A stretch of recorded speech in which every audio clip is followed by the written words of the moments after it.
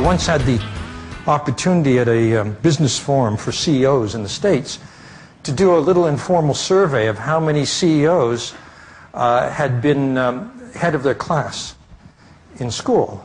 And it turned out of maybe 200 CEOs, 4 or 5, not unusually high.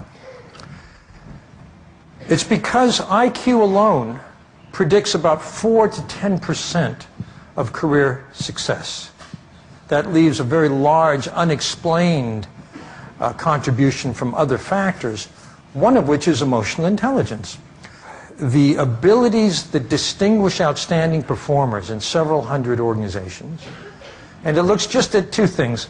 How many of those abilities are based on IQ, technical skill, on cognitive, purely cognitive abilities, and how many are in the emotional intelligence domain?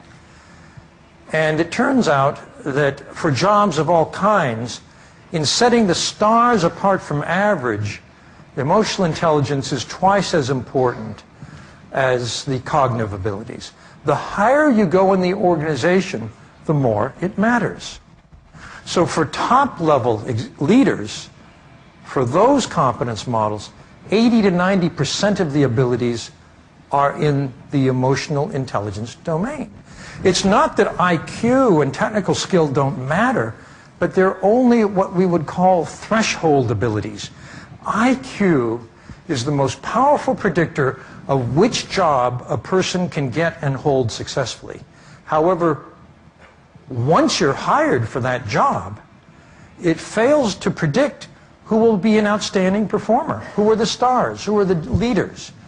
That all has to do with emotional intelligence, with how we handle ourselves, how effective we are in relationships. There is one cognitive ability that continually shows up as distinguishing outstanding leaders. It's what you might call big picture thinking, or pattern recognition, or systems thinking. Understanding, for instance, how a decision made today will matter in 5 years or 10 years. Or perhaps most significantly, what strategic vision should we have going forward? But once you have your strategic plan, once you know where you're going, the problem is this: you can only get there through people.